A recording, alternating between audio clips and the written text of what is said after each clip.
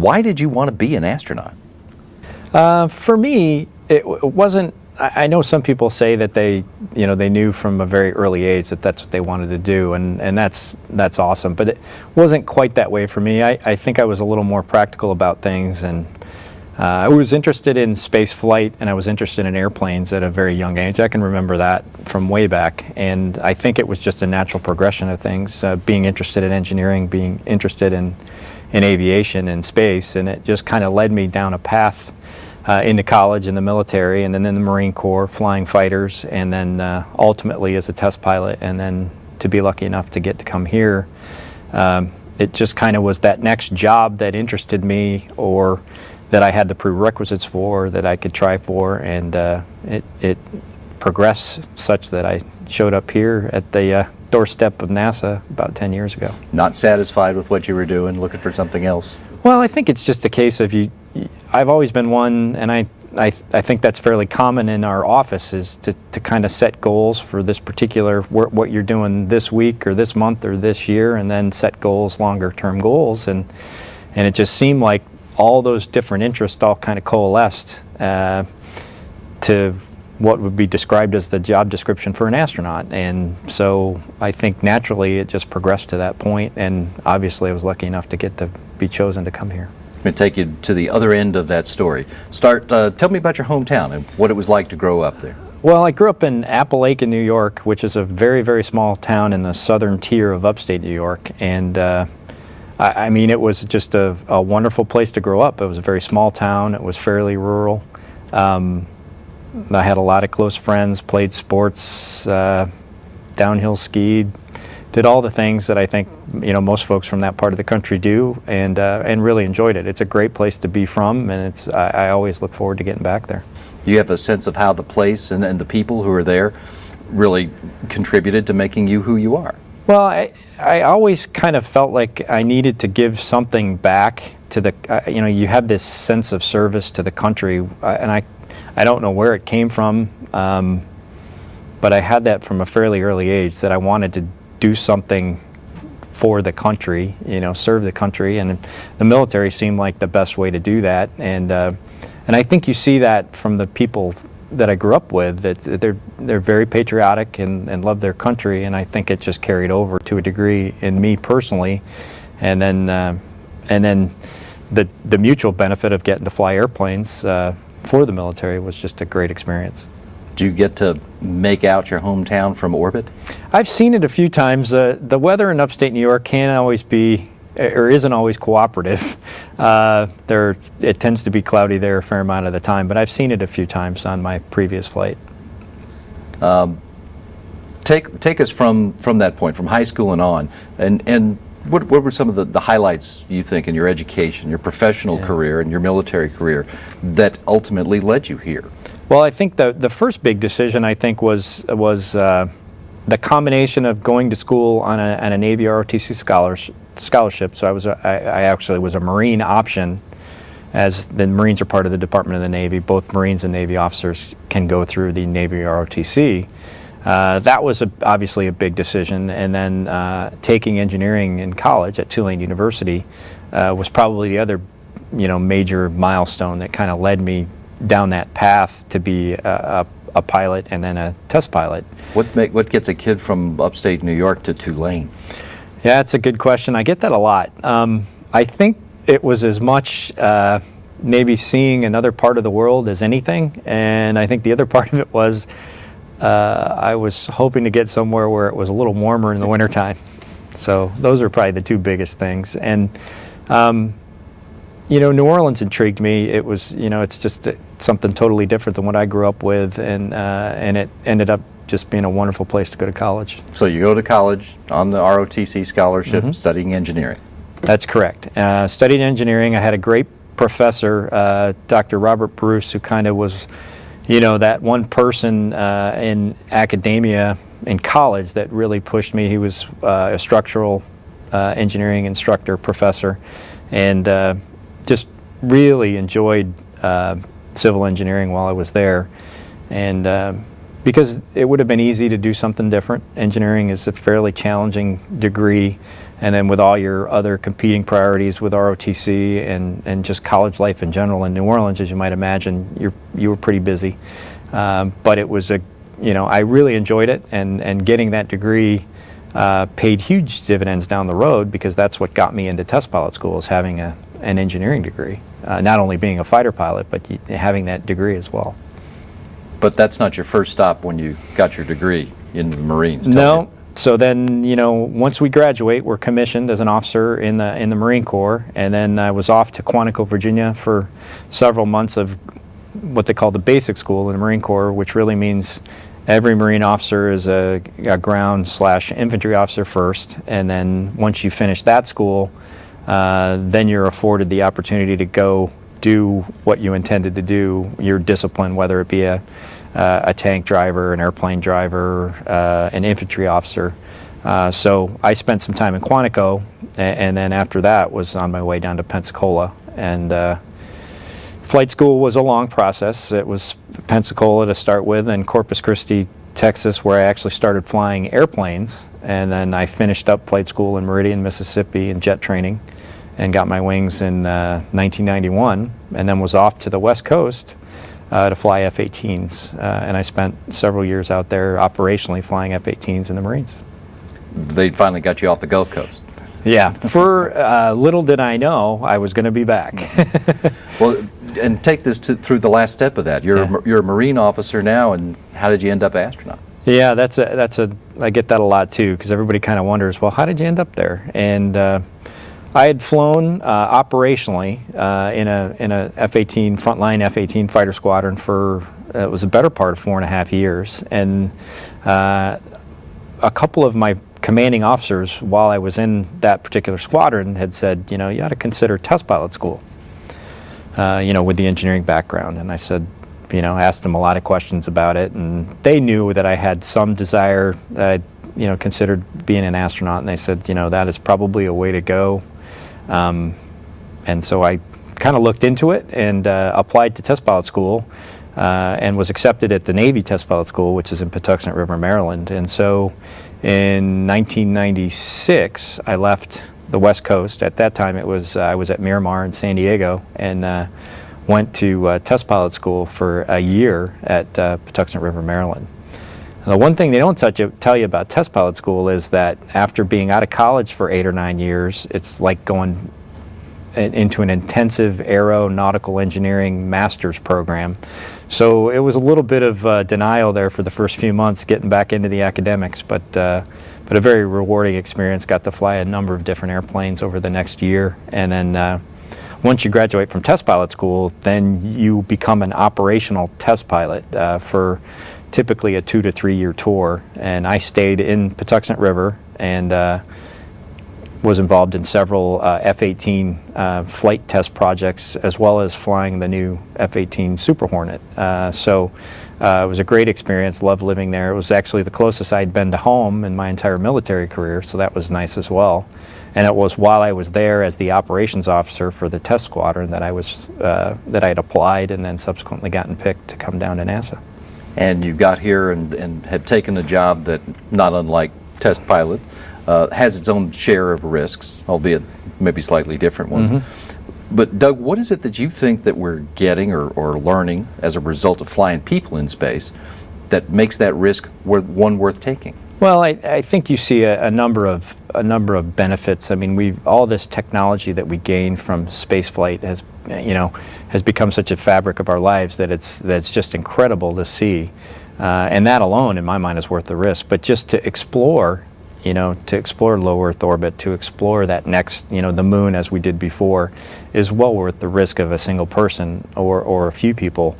To get those answers, to see what's out there, to see if there was life on other planets. So for me, obviously flying fighters my whole life, I've come to grips with the risk years ago, and it really hasn't changed for me in that regard. So this just seems like just another day at the office.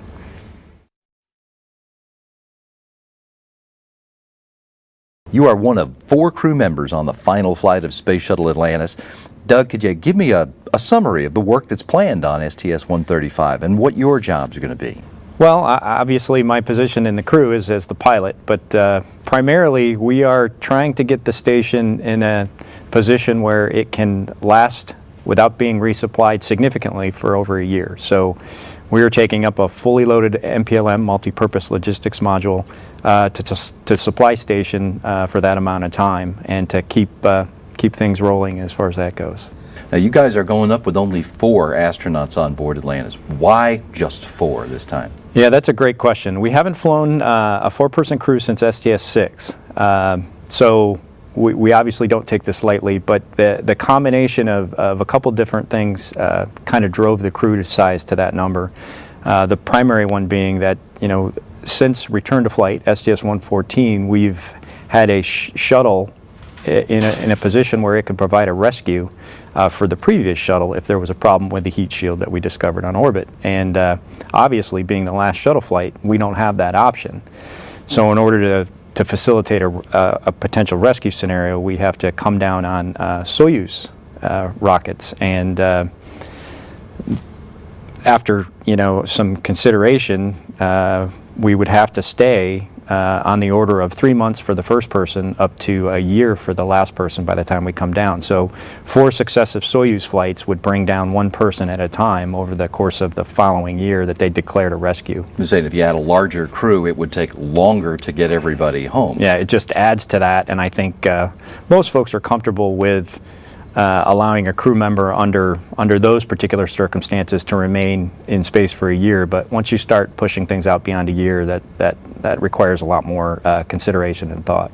How do you feel about the idea of maybe coming home on a Soyuz or spending an extra year in space? Well, I looked at it a couple ways. I remember when Peggy Whitson called me into her office and said, "I've got some good news for you." And I said, what's that? She goes, "I'd like you to be the pilot on STS-135. And I said, "Well, of course." And I said, "Is there something else?" And she said, "Well, right now it looks like you would be the last person to come down if there was a rescue declared." And I was like, I thought about it for a few minutes and I said, well, let me look at it this way. I've got 9 months of shuttle training for this flight, vice the 2.5 years that most folks typically train to go on ISS for 6 months.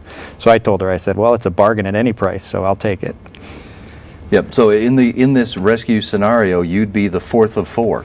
That's what it's looking like. Yeah, that's correct. The last one down, at least the current way, Sandy and I would be the last 2, and it's because we've got the robotics in the mix as well as EVA, and because you essentially become a de facto member of the space station crew, because they're not, if this rescue was declared, they're not going to fly people up in that empty seat because they need it for us to come down. So we have to assume at least some sort of a role as a crew member on space station. So that's the way they've sorted it out.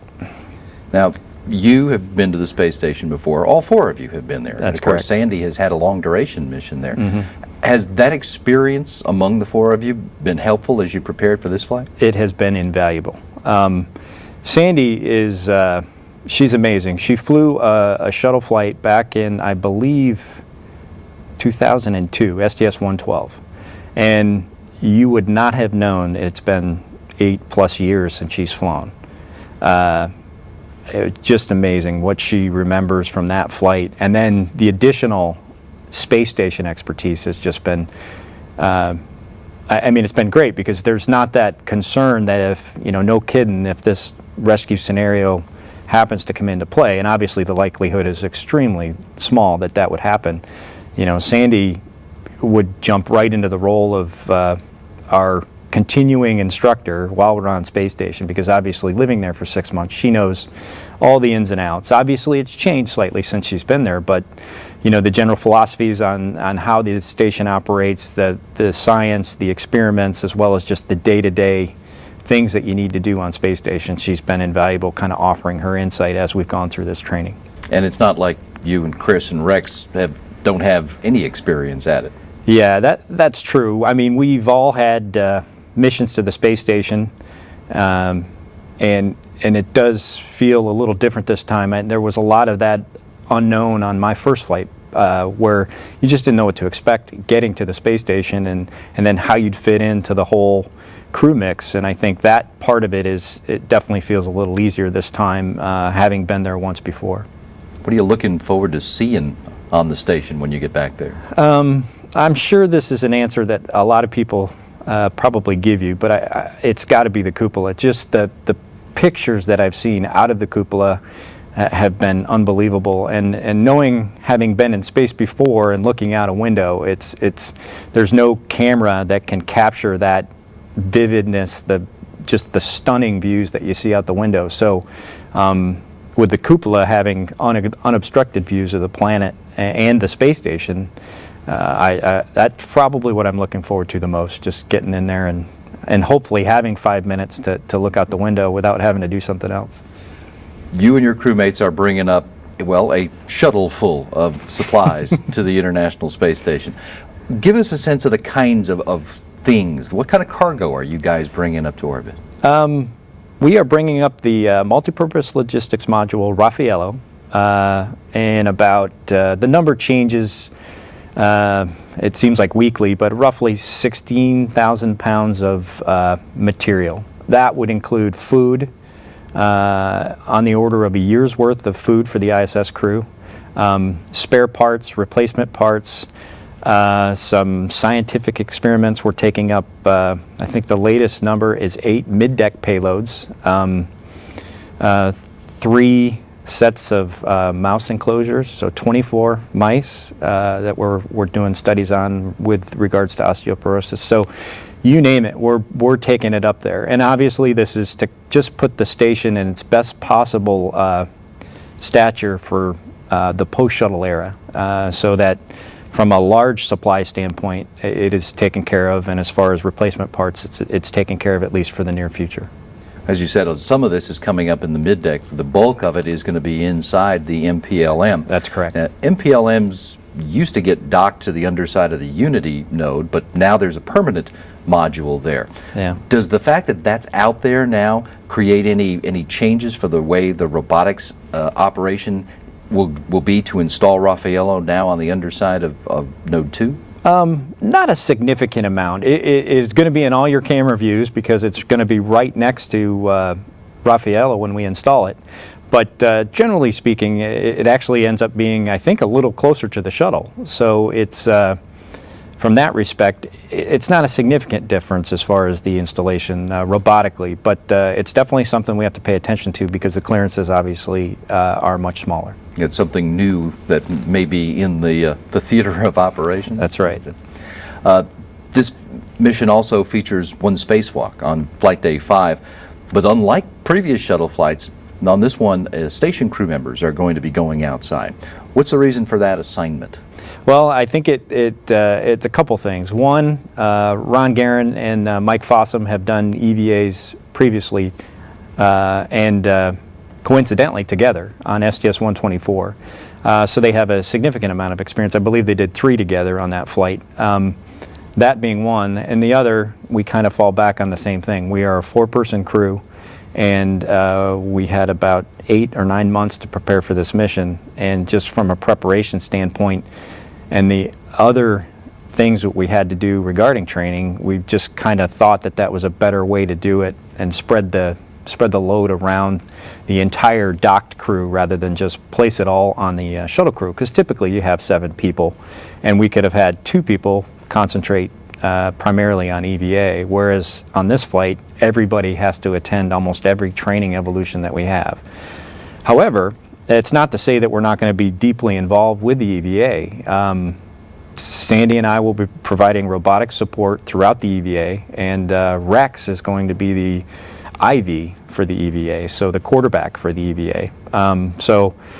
And I think that, pretty much says volumes about the shuttle station team and how, we're just going to put this whole thing together on orbit, and it's kind of been a neat way to do our training. Well, let's talk about what's going to happen there. And from the perspective of the ARM operations particularly, take me through the timeline as it exists today of their spacewalk, and what are these guys going to be doing out there? Well, the big purpose of the spacewalk is twofold, at least from a robotics standpoint. The first thing we're going to do is we're going to retrieve the failed pump module that we had last summer and put it back in the payload bay, the shuttle payload bay, to bring it back to Earth so that the engineers can kind of study it more closely and determine what exactly caused it to fail. Because obviously it's a very important part of the space station. It provides cooling for the space station, and we need to understand why it failed. So that's the first thing. And then the next big objective from a robotics standpoint is we're going to detach the robotics refueling module, RRM, from the payload bay, which we brought up along with the MPLM, and attach it to station right next to the SPDM. So those are the two big events, and then there's a number of other get-aheads, what we call get-aheads, that we're going to try to accomplish while Ron and Mike are outside. And as you know from previous flights, those get-aheads and those priorities typically change almost weekly as we get up towards the flight. And I think some portion of that will depend on how much 134's spacewalk teams get accomplished, and then we may pick up some of the things that they don't do, or if they end up doing some of these get-aheads, we may do some other ones instead. Since they won't need them done then. Exactly. From the robotics operator's perspective, how easy or hard are the operations for the pump module and the RRM? Well, I think anytime you're involving a spacewalker on the end of the arm and close clearances, it's always fairly intense. We had a fair amount of that on my previous flight on STS-127, and this will be very similar, where we'll have both Ron and Mike on the end of the arm, either retrieving the pump module or the robotics refueling module and placing them in their appropriate final areas. And within the payload bay, it's going to be very tight clearances, and then when we go to get the pump module, that's over on the starboard side of the space station, and some fairly tight clearances on one of the ESPs. And then when we put the robotics refueling module back on space station, it's right near the SPDM and right near the US lab, so there will be a fair amount of vigilance, obviously, by us on the robotic arm, as well as the folks down in Mission Control. Now, your area of operations here are all relatively close to one another. That is very correct. Yeah, it's kind of going to be a back and forth between kind of the center portion of the station near the lab down to the payload bay and back. So ideally, we'll have some fairly good views out the window with the cupola based on its location, which is something obviously that Sandy and I have never had the luxury of having, which should really help us as far as that goes, because previous to this, both Sandy and I's experiences have been with the robotics station in the US lab, where there were no windows and you were just purely dependent on station camera views as well as some of the shuttle views as well. Yeah, from the underside of Node 3, right there, just behind the lab, you should be able to see virtually every place you're going here, I guess, except the ESP. That's what we're hoping. So we're really looking forward to just being able to look out the window to give ourselves clearances, which obviously one look out the window is worth 1,000 camera views. So hopefully that's, we've used it in VR, practiced it in VR, virtual reality lab, and it looks like we should have great views out the window. Once the spacewalk is over with, the combined crews are scheduled for a lot of transfer work. Is that a lot of transfer work? A lot of transfer work? Yeah, that is the understatement, I think, of the mission. I think, we're going to do transfer, then we're going to transfer, then we're going to do more transfer, and then we'll throw an EVA in the middle of it, I think is how we have referred to it as, because the MPLM is going to be packed full. Literally, and it's going to take a long time to unpack it. And then, unlike the previous mission, STS-133, where they left the MPLM up there with a fair amount of cargo still in it, we have to empty it out completely, and then there is a laundry list of things that we are going to bring back from space station. So you're kind of packing and unpacking a house twice, I think is probably the best way to say it. Well, you're packing and unpacking two houses at the same time in the same space. That's correct, and we are beyond thankful that Sandy is going to be the one on orbit that's going to run the choreography for this. She's a consummate professional, and we just are trying not to get her upset with us. Can you give us a good sense of what does it take in terms of not just moving things back and forth? That's pretty straightforward, but also knowing where everything is supposed to go and knowing where it is at any given time. Yeah, that's the thing with transfer, and I discovered this on my previous flight, and I know Chris and Rex and Sandy as well have talked about this on their previous flights. You have to be meticulous with your bookkeeping. You have to be meticulous with your plan, and you can't move something out of the MPLM until you have a place to put it in the space station, and then vice versa. You can't move something back into the MPLM until its spot has opened up from what we brought up. So it is a huge amount of choreography that the ground teams have to work on, as well as obviously us on orbit.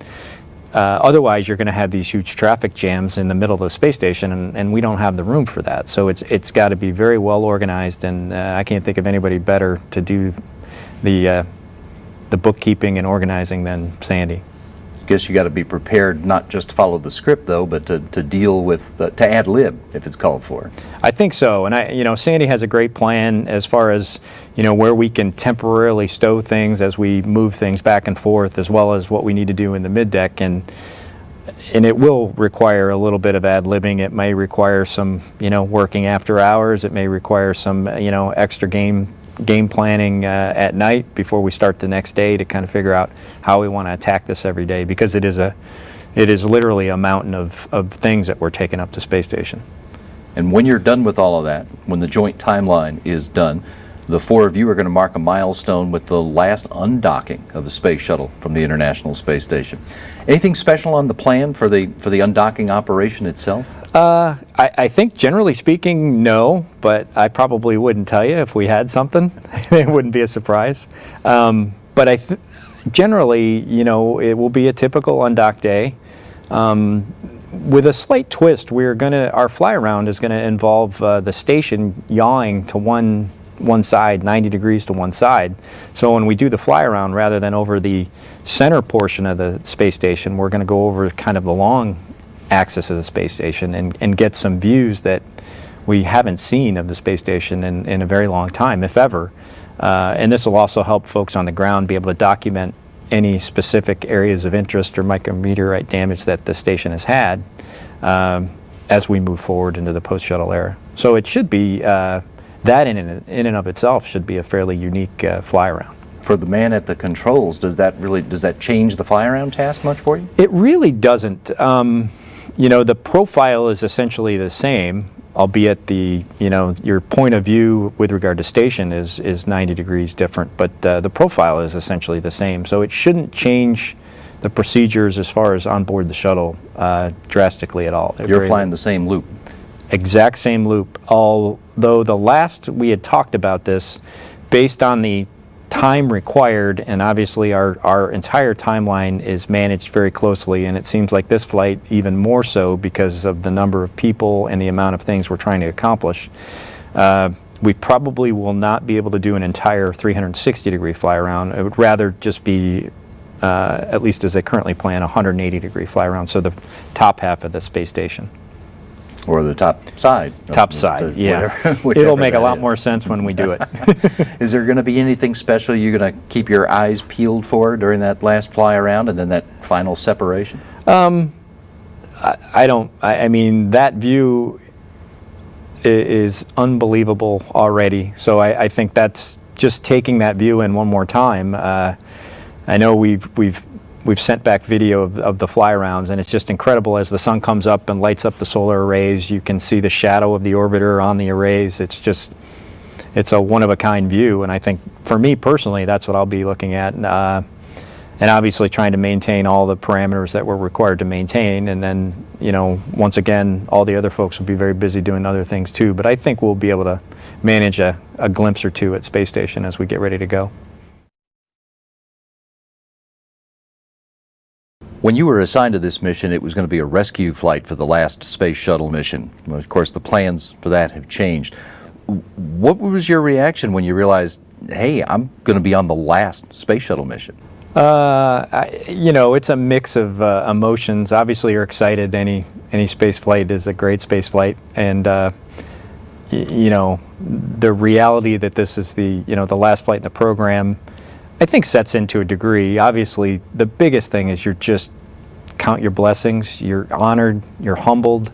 You're lucky. And very thankful, I think, are some of the things that went through my head.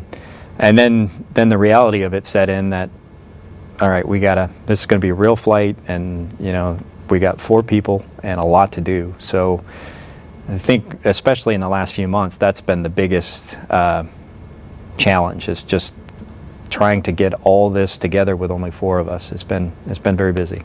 So there is a special sense of honor and maybe responsibility to be on this particular mission. It's a huge responsibility, because you want to represent the thousands and thousands of people that have worked probably their entire careers. I don't know how many people that we've talked to or met that have been in the space shuttle program since STS-1, and nothing means more, I think, to all 4 of us than to honor that legacy and go out with as best a mission as we can fly.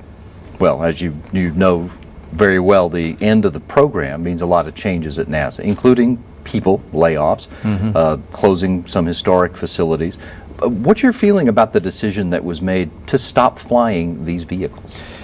Well, I would imagine it was an incredibly difficult decision on so many fronts. I understand it. There's a logical end for all programs. Obviously, coming from a military background, I've seen airplanes fly out their service lives and be retired, and it's just a natural progression. And fiscally, it was a decision that needed to be made. We've got priorities at NASA. We've got things we want to do outside of low Earth orbit, and the decision was made to go that direction. And it's probably time, but it doesn't make it any easier for the folks that fly it, and I know it doesn't make it any easier for the folks that have worked on it their whole careers. But we just want them to know that what they've accomplished is incredible, and we'll do our best to finish this program the way it deserves to be finished. The end of the program is reflected in some of the elements of the patch that you guys have for your mission. Tell me about what we're seeing in that patch. What are those elements? Well, we kind of went for a couple different themes with the patch, and as you may or may not know, the crews are the ones that end up designing the patch, which is a great honor. We did ask for a lot of advice from family, from friends, from other folks around the different centers, what they would like to see, and of course, we got about as many ideas as that we could possibly handle. But we wanted to keep it simple. We wanted to represent in some way the program as a whole, and we kind of did that with a little bit of a design that looked similar to the STS-1 patch. And then, of course, the Omega, I think, is the other big, one of the other big aspects of the patch, which is the last Greek letter in the alphabet for the last flight. A not so subtle, maybe subtle way to refer to the last flight. And then aspects of the NASA meatball, which, once again, represents, after our flight, 135 flights for the program, which is the lion's share of NASA space flights. So, and I think the last big factor was we wanted to make it relatively simple, not too busy. Some patches are busier than others, and we just wanted to kind of keep it a little bit simple. So we hope folks like it. We hope it honors the space shuttle program and the men and women that have worked there. So if you think back of about 135 space shuttle flights, what do you think are some of the most significant moments from the space shuttle's history? Well, the space shuttle, for me personally, that is the space vehicle that I grew up with. It's really the only one I remember. I have some memories of Skylab, but really nothing prior to that. But space shuttle's been around my whole adult life. But I'd have to start with STS-1, an unflown vehicle And those two men getting on board and flying that, trusting that the engineering was correct, trusting that the design was correct, trusting that all the safety measures were in place, to me is just amazing. I'm not sure if we've done anything since then. And we, I mean the country with a test program. It's just amazing. And then of course, Hubble has done wonders. I can't say enough about the accomplishments there. And then the International Space Station, what a magnificent engineering feat to build something of that size in orbit, 225 miles above the surface of the Earth, is just amazing. And those things for me will be a very lasting legacy to the space shuttle. And as far as we know, there's no other vehicle that could have done all that. What about this vehicle? Where's Atlantis' place in the history of the space shuttle?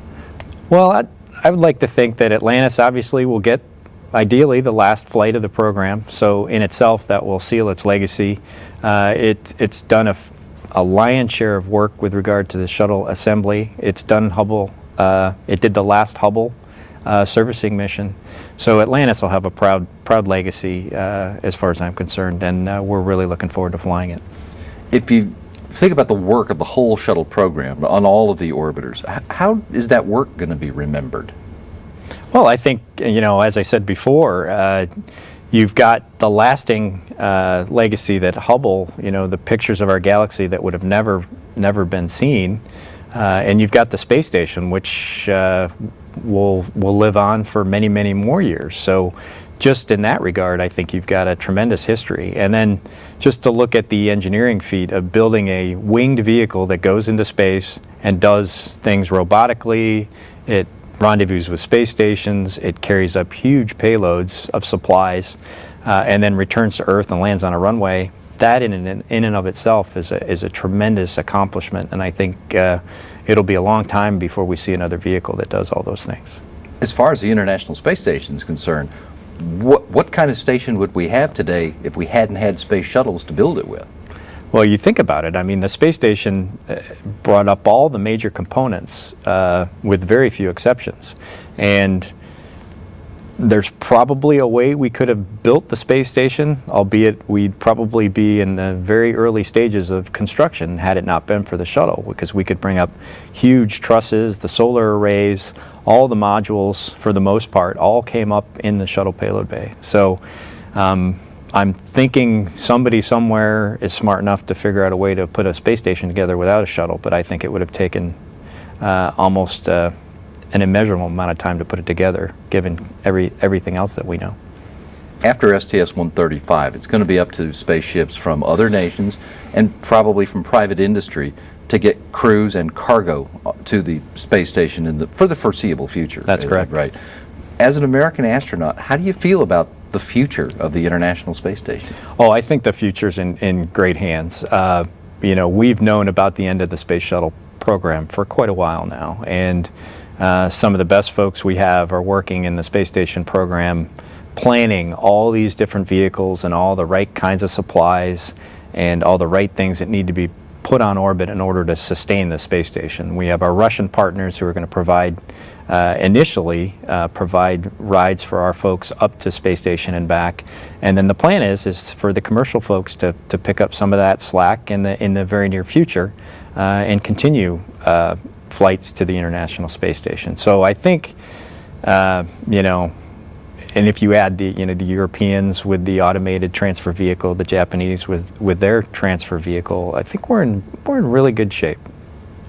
Do you remember where you were when STS-1 took off and how you felt about that? Yeah, I was in school. I was, I believe, a freshman in high school when STS-1 took off, and I think that was the only flight they flew with a white external tank, so the entire stack was white like that, and it was just unbelievable to see this, what looked like to a teenager an airplane that was going to go into space. And I've been mesmerized with it ever since, fascinated with it, and obviously I was very interested in heading that direction a little bit later in life, as you can see. Do you have a favorite memory out of the space shuttle era? Probably a few. I think selfishly, my first flight was a pretty fond memory, almost to the point where it seems surreal that I actually did it, because it's so much different than anything else I've ever done in my life. But I would say that was a great moment. I would also say I worked as a Kennedy support personnel down at the Kennedy Space Center, and my first launch was when I was working, and it was STS-109, the first launch I ever saw in person, and that was incredible too. So those were probably the two biggest. Shuttles are still going to low Earth orbit, but what they're doing is dramatically different today than when STS-1 kicked off the space shuttle era. Doug, where do you think we're going to go in the next era of human space exploration? I hope we go outside of low Earth orbit. I mean, that's, I think, why a lot of us got into this business was exploration and seeing what's over the next horizon. And that's what I would personally like to see is let's go explore other worlds. Let's explore the moon. Let's explore an asteroid. Let's explore Mars. To me, that is the part of human spaceflight that really is exciting, and just to see what's over that next bend and around that next curve is why I originally got into this business.